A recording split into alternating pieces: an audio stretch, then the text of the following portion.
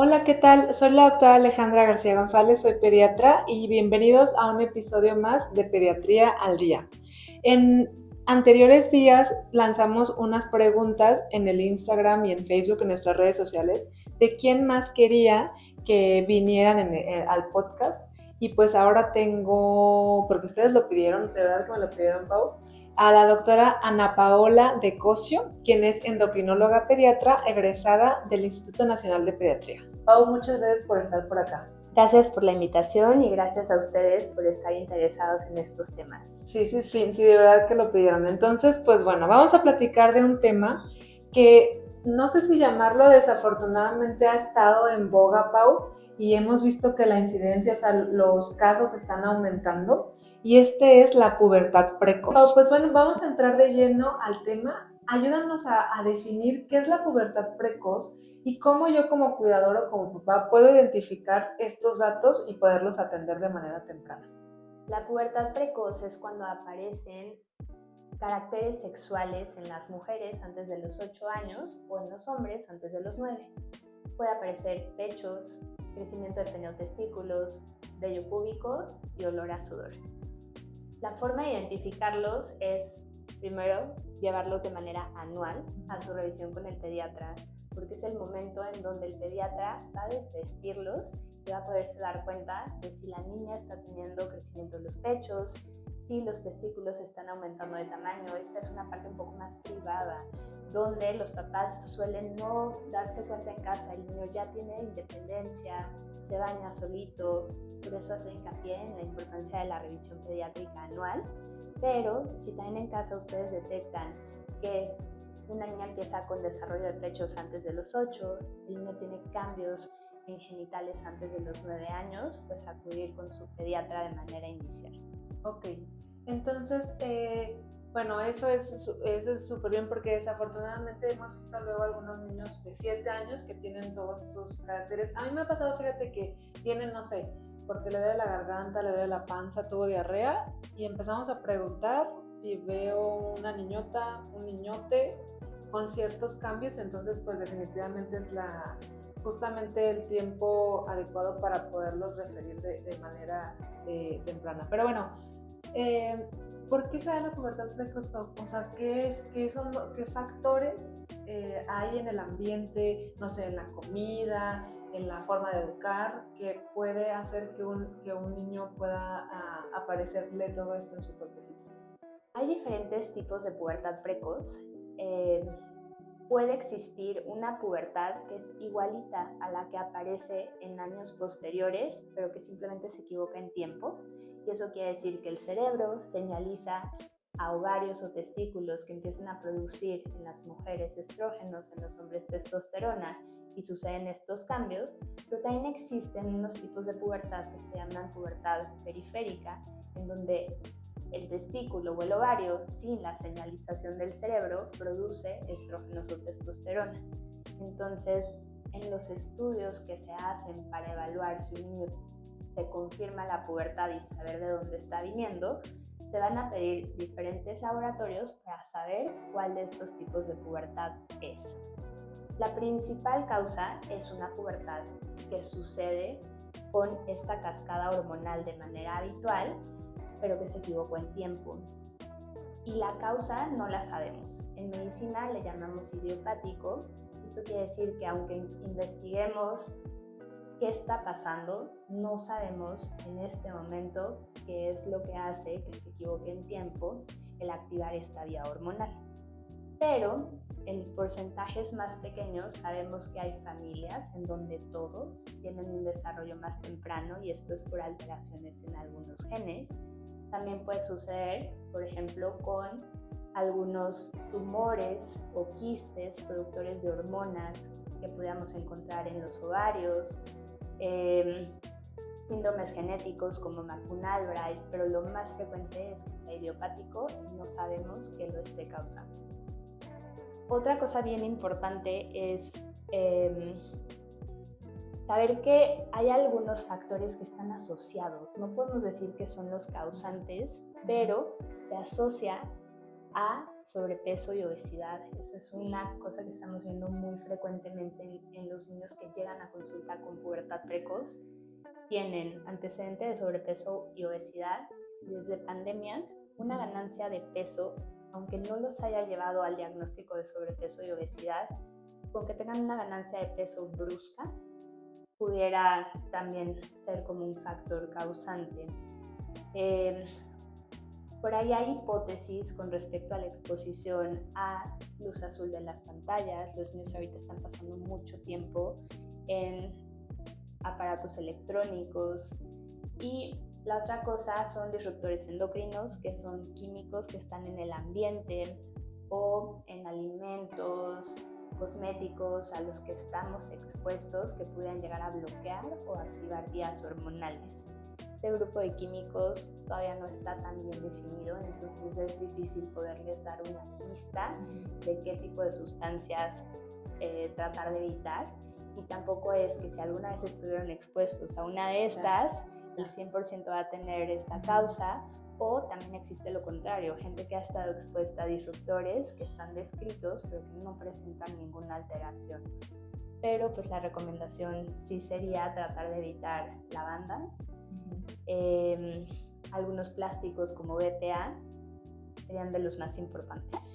Y la otra cosa es que existe algo que se llama telarca prematura aislada, y estaba en una edad en la que también podía estarse presentando esto, que es la aparición de los pechos, pero que cuando tú bioquímicamente verificas a ver si están los estrógenos activos o las otras hormonas que comunican cerebro-ovarios, las encuentras negativas, la niña no tiene mayor progresión de los pechos, remiten de manera espontánea, y también no se sabe por qué sucede, ¿no? Entonces, esa es la dificultad de saber los disruptores endocrinos si pueden clasificarse como una causa específica de estos cambios. Sí, creo que ahorita diste un punto importante, que pues al fin y al cabo no hay algún estudio, no hay algo que digas ya con esto, o sea, voy a saber qué es, ¿no? Como que hay muchas cosas también que estudiarse a toda esta pubertad precoz.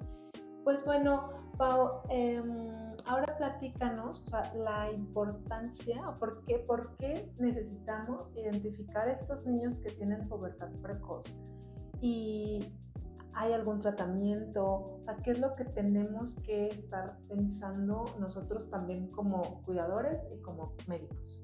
Ok, la pubertad precoz, si no se trata, tiene consecuencias.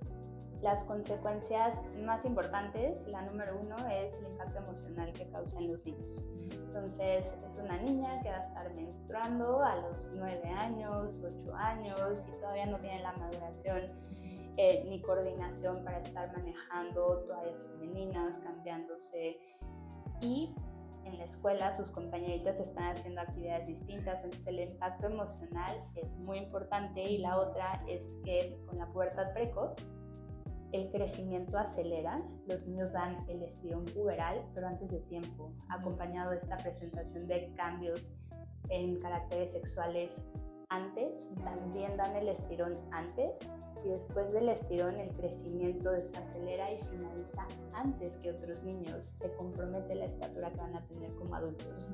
Suelen ser niños, como tú dijiste en estos ejemplos, que llegan a la consulta y son súper altos, son los más altos del salón. Muchas veces da una falsa sensación de seguridad verlos tan altos, pero dejan de crecer antes que los demás. Por ejemplo, dejan de crecer cuarto, quinto de primaria, y mientras todos los demás que eran mucho más pequeños, incluso los rebasan. Entonces esas son las 2 razones por las que una pubertad precoz tiene que tener tratamiento. La otra pregunta fue ¿cómo se tratan? Ok, se trata dependiendo de qué tipo de pubertad sea. No es lo mismo una pubertad que se da con esta cascada habitual de señalización cerebro-ovario, cerebro-testículo, a una en la que el ovario o el testículo están de manera independiente produciendo los cambios hormonales. La más común, me gustaría que nos enfocáramos en esa, que es en la que se da la señalización cerebro-ovario. Se trata con un medicamento que bloquea esta cascada que va cerebro-ovario. Si no hay esta comunicación, deja de haber estrógenos, deja de haber testosterona, y deja de haber progresión de los cambios. Este medicamento, el grupo se llama análogos de GnRH. Hay en México 2 disponibles, se llaman leuprorelina y triptorelina, y se inyectan con una periodicidad que puede ir entre cada mes, cada 3 meses o cada 6 meses. En otros países existen opciones que duran hasta 1 año. El tratamiento se continúa en las mujeres más o menos hasta los 11 años de edad y en los hombres hasta los 12, tomando en cuenta factores individuales de cada caso y cada paciente, pero después de dejar de usar el tratamiento, lo que se espera es que la actividad de las hormonas vuelva a prenderse y en el lapso de entre 6 y 18 meses tengan este desarrollo completo de pubertad. Ya, perfecto. Y como tú hablaste de algo importante, es la cuestión emocional, ¿no? A veces uno piensa que sí, te vamos a operar mañana, vas a estar súper bien, que te vaya bien, tómate tus laboratorios, tomas tu medicamento y nos vemos, ¿no? Pero también tenemos que ver ese lado emocional, psicológico de los pacientes, aunque entre comillas sean niños, porque pues, o sea, ellos saben, sienten, o sea, es prácticamente su cerebrito funciona bien. ¿Cómo hacer como cuidador, como papá, para apoyar en esta cuestión emocional? Y si bien nos hablaste de muchas causas de la pubertad precoz, ¿cómo poderla prevenir? O si se puede prevenir o ya prácticamente ya está como predestinado que eventualmente pueda pasar. No se puede prevenir. Están estos factores que solamente están asociados, pero el hecho de que metamos a un niño en una burbuja en donde no se exponga a ningún químico que realmente no garantizaría que no tuviera pubertad precoz. Entonces lo más importante sería una detección a tiempo, porque también no es lo mismo dar un tratamiento en las primeras días o meses de las manifestaciones a que lleguen a la consulta diciendo, fíjese doctora, que creo que desde hace 2 años ya tenía pechos y entonces hoy que hubo sangrado ya es cuando la traje a consulta. En esto me gustaría detenerme un poquito, sí, porque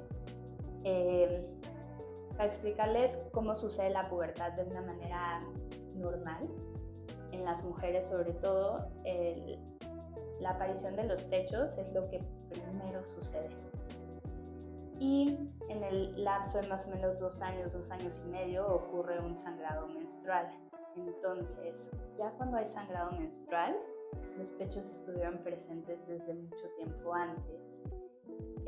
A veces es algo difícil darnos cuenta porque pues, las niñas está abajo de su ropita, algunas usan tops, entonces volver a recordar la revisión con su pediatra, tener esta apertura con los niños para que comuniquen cualquier cambio que ocurra en su cuerpo y que también ellos sepan que aunque son partes privadas, es importante también llevarlas al doctor para que sean revisadas y aseguremos la salud.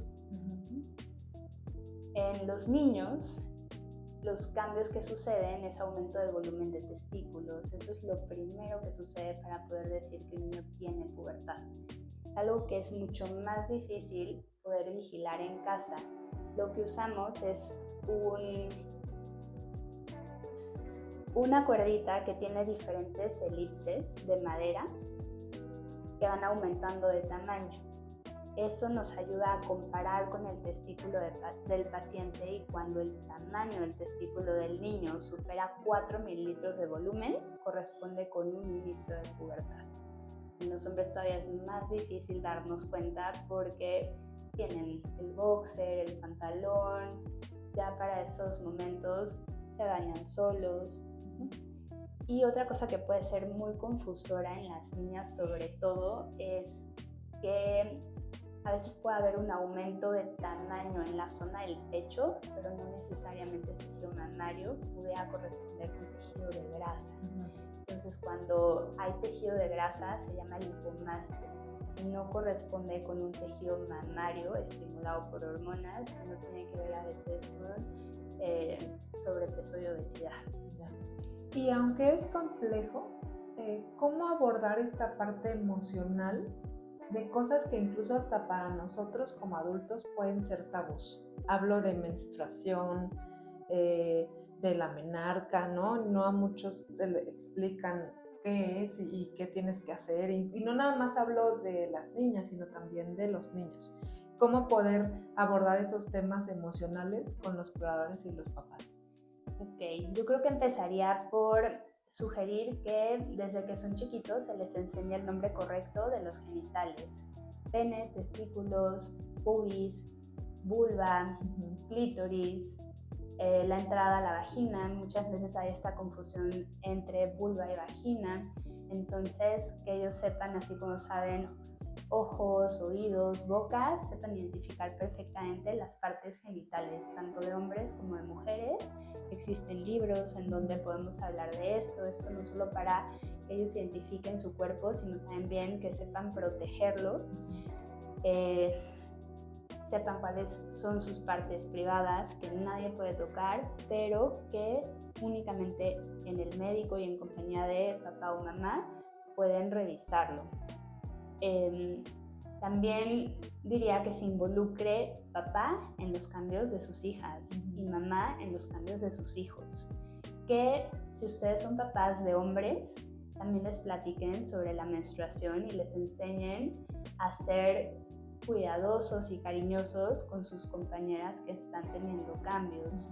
Entonces, que ellos sepan reaccionar de una manera solidaria ante una compañera que pudiera llegarse a manchar, ¿no? Entonces que se acerquen: oye, ¿sabes qué? Vi que tienes una mancha en tu pantalón, te presto mi suéter, cúbrete, si quieres le digo a la maestra que te dé permiso de ir al baño, y no hacerlo más grande, ¿no? Entonces que papá acompañe a su hija a comprar y que conozca cuáles toallas sanitarias son las que le gustan, con, sin alas, grandes, chiquitas, de absorción X, ¿no? Entonces creo que como en algo breve sería abrirnos y tratarlo como algo cotidiano con sus debidos límites. Justo lo dijiste, ¿no? La pubertad precoz tiene mucha tela de donde cortar, o sea, no es tal vez solamente algo rápido que podamos investigar, hay que estudiarlo. Y pues para cerrar este tema me gustaría pedirte un tip, ¿no? Que se lleven los papás, que se les quede en la cabeza e incluso lo puedan compartir con otras familias. El punto más importante que quiero que se lleven a casa es que ninguna niña tiene que empezar con cambios de pubertad antes de los 8, ningún niño tiene que empezar con cambios de pubertad antes de los 9 años. Si sucede, acudan con su pediatra, quien probablemente los va a referir con un endocrinólogo. Muy bien, muchas gracias, Pau, por platicarnos, por hacer este tema tan digerible y por prestarnos un poquito de tu tiempo. Encantada. Fíjense que la endocrinología es compleja. Pues ahorita te veo haciendo el esquemita, pero ojalá fuera así de digerible cuando lo lees. Y gracias por darnos esta información tan entendible para todos, Pau. Espero no sea la única vez tenerte por acá. Y si alguien está buscando endocrinólogo pediatra aquí en Querétaro, la doctora Pau está en el Hospital Moscati, en el piso 2919 tu consultorio, ¿así es? Exacto. Muy bien, bueno, pues nos vemos en la próxima, Pau. Muchas gracias y nos vemos en el próximo episodio. Gracias por la invitación y gracias a los papás que se conectaron para informarse. Un papá que tiene información puede actuar a tiempo. Excelente, muy bien. Bueno, hasta luego. Que estén muy bien. Bye.